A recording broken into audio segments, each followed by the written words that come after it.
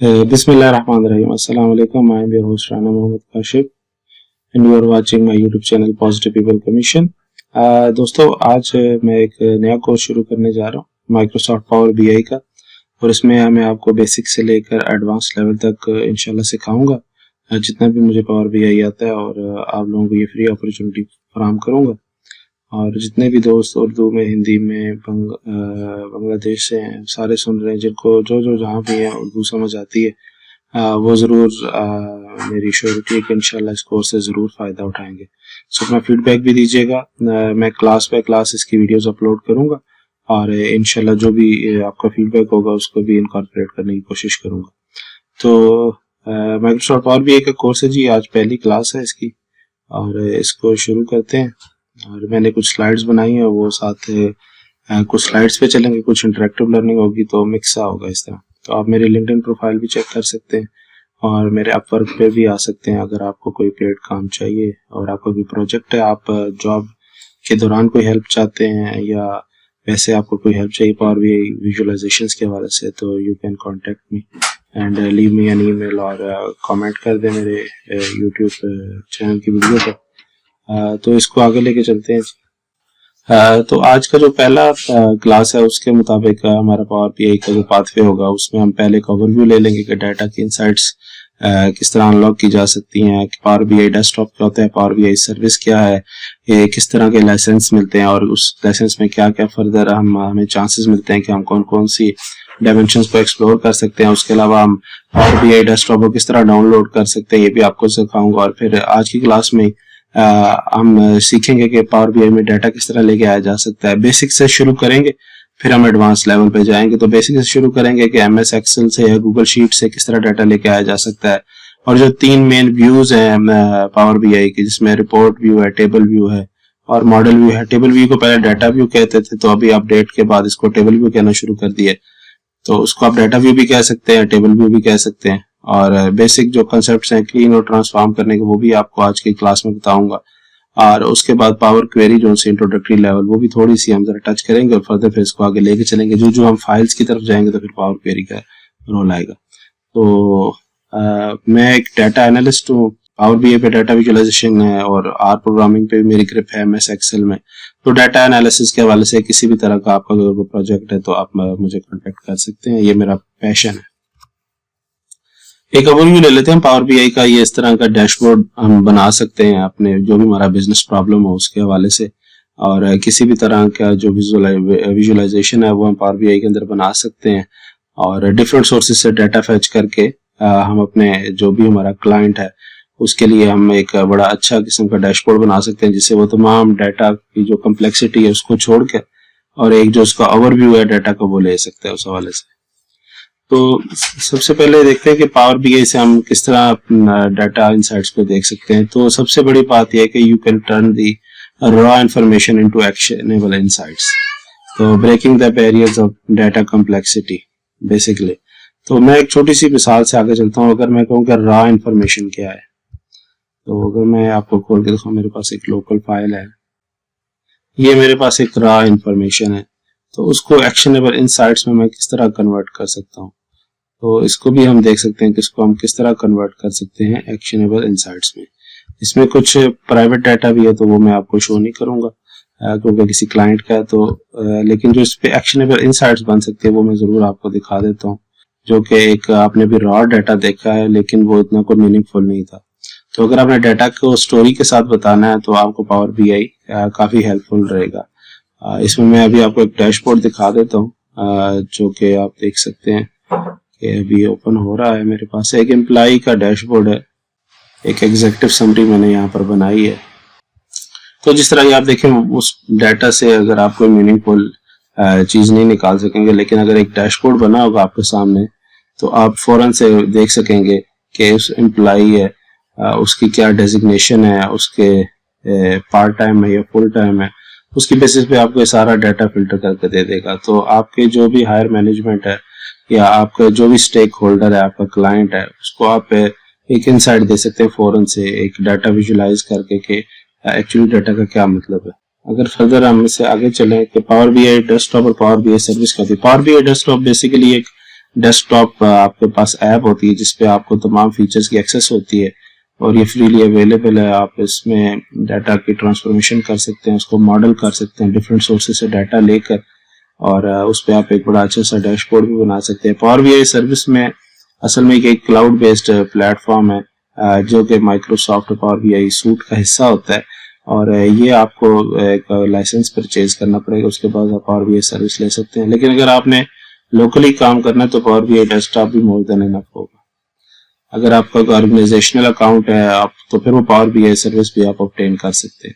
Basic फर्क क्या है दोनों में, तो अगर पावर बीआई डेस्कटॉप जो है ना वहां पर रिपोर्ट्स क्रिएट की जाती हैं और पावर बीआई सर्विस में आप रिपोर्ट्स को पब्लिश कर सकते हैं। पावर बीआई डेस्कटॉप में आप कर सकते हैं कि आप डाटा को ले आए हैं, उस डाटा की कोई क्लीनिंग करनी है और फर्दर डाटा की लोडिंग करनी है तो वो आप कर सकते हैं इसके अंदर, और आप उस पर रिपोर्ट बना सकते हैं, विजुअलाइजेशंस दे सकते हैं।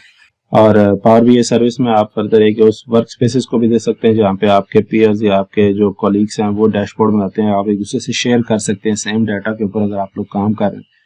तो ये पावर बीआई सर्विस आपको ये फैसिलिटी भी फराहम करती है।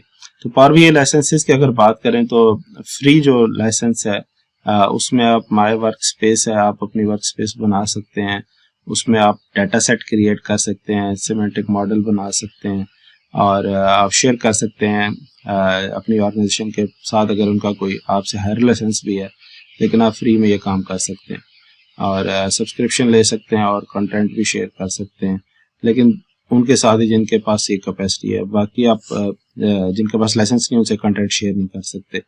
अब इसको उन्होंने माइक्रोसॉफ्ट फैब्रिक भी कर दिया है, तो आप इसको फर्दर भी एक्सप्लोर कर सकते हैं। और पावर बीआई प्रो में आप डैशबोर्ड क्रिएट कर सकते हैं, पब्लिश कर सकते हैं, दूसरी रिपोर्ट्स को सब्सक्राइब कर सकते हैं, उनको हाईलाइट कर सकते हैं। लेकिन आप इसमें तो एक आप इंक्रीमेंटल जो डाटा अपडेट है वो नहीं कर सकते। इंक्रीमेंटल अपडेट से मुराद ये है कि आपने अगर आपका एक डाटा है जो कि over period of time refresh होता है बार बार, तो फ्री लाइसेंस में या पावर बीआई प्रो में आप ये नहीं कर सकते कि आप उसको ऑटो पे लगा दें और वो खुद ही रिफ्रेश होता रहे और आपका डैशबोर्ड अपडेट होता रहे डायनेमिकली, वो आपको मैन्युअली जाके ही करना पड़ेगा। तो ये इसकी लिमिटेशन है। जो पावर बीआई प्रीमियम प्रो है, प्रीमियम पर यूजर है सॉरी, पीपीयू, उसमें आप सारा कुछ कर सकते हैं जो कि पावर बीआई प्रो में नहीं कर सकते। तो ये बेसिक से डिफरेंसेस थे, मैंने आपको बताए जाए। उसके बाद आप पावर बीआई डाउनलोड कैसे कर सकते हैं। पावर बीआई आप माइक्रोसॉफ्ट स्टोर पे जाएं और वहां पे पावर बीआई टाइप कर, इस तरह का आपके सामने ये स्क्रीनशॉट आ जाएगा जो मैंने यहाँ पे अटैच किया है, और आप सिंपली क्लिक कर दें इंस्टॉल पे तो आपको पास पावर बीआई इंस्टॉल हो जाएगा। तो अब हम नेक्स्ट अपने मॉड्यूल की तरफ बढ़ते हैं। पावर बीआई होता क्या है, पावर बीआई में क्या क्या किया जा सकता है, ये तो हमने कवर कर लिया। अब हम देखेंगे कि पावर बीआई में हम डाटा किस तरह लेके आ सकते हैं पावर बीआई डेस्कटॉप से, क्योंकि डेस्कटॉप एक फ्री वर्जन भी आप उसको यूज कर सकते हैं। तो हम इसी के साथ चलते हैं ताकि मेरे जितने ऑडियंस है वो सारे हम एक पेज पर हो। तो हम बेसिक से शुरू करते हैं, जिस तरह कि मैंने पहले कहा था। तो हम एमएस एक्सेल या कोई गूगल शीट की कोई प्रैक्टिस फाइल ले लेते हैं, उससे शुरू करते हैं। तो हमारे पास बहुत ज्यादा ऑप्शंस आती हैं, हम कई तरह से डाटा ले सकते हैं, जिसमें एसक्यूएल भी है, माई एसक्यूएल है, कुछ ऑनलाइन सर्विसेज से ले सकते हैं, शेयर पॉइंट है और भी वेब सर्विसेज वगैरह, मतलब काफी सोर्सेज हैं, आप इसमें से डाटा ले सकते हैं। पावर बीआई में फैच कर सकते हैं, जो भी आपका रियल टाइम डाटा है उसको ये पावर बीआई अलाउ करता है। तो हम असल में शुरू करते हैं, एक सेल्स डाटा की स्प्रेडशीट है, उससे शुरू करते हैं। मैं आपको दिखा भी देता हूँ कि इसका की एक एक्सेल स्प्रेडशीट है, इसको हम पावर बीआई में किस तरह लेकर आएंगे और फिर किस तरह हम डाटा के साथ खेल के एक एक्शनेबल इनसाइट बनाएंगे, जिससे कोई स्टेक होल्डर जो सा है, कोई पॉलिसी मेकिंग या कोई भी डाटा ड्रिवन डिसीजन है तो वो उस डैशबोर्ड की बेसिस पे कर सकेगा। अभी आप देखिए इसमें तकरीबन काफी रोज है डाटा के अंदर, ये तकरीबन 2,60,000 से ऊपर रोज हैं।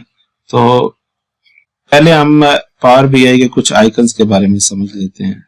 तो मैं पावर बीआई खोल भी लेता हूँ, एक न्यू विंडो ओपन कर लेता हूँ कंट्रोल एन के साथ।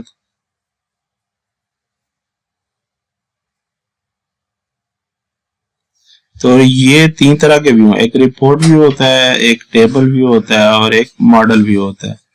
तो मैं डाटा किस तरह लेके आऊंगा, डाटा मैं लेके आता हूँ इसके अंदर एक्सेल वर्कबुक से लेके आता हूँ और एक सेल्स डाटा लेके आता हूँ जो कि मैं आपको दिखा भी रहा था। ये कनेक्शन बना लेगा उस XLSX फाइल के साथ, और जो उसमें डाटा है वो ये इधर मेरे पास शो होना शुरू हो जाएगा। मैं क्लिक करूंगा तो एक प्रीव्यू दे देगा कि इस तरह का डाटा सेट है। तो मैं इस पर क्लिक कर लूंगा। तो यहाँ पर पहले मैं लोड कर लेता हूँ सिंपली, ताकि हम देख सकेंगे डाटा किस तरह आ रहा है, और फिर अगले स्टेप में थोड़ा ट्रांसफॉर्म करना बताऊंगा। तो ये सिंपली हम लोड कर लेंगे, यहाँ पर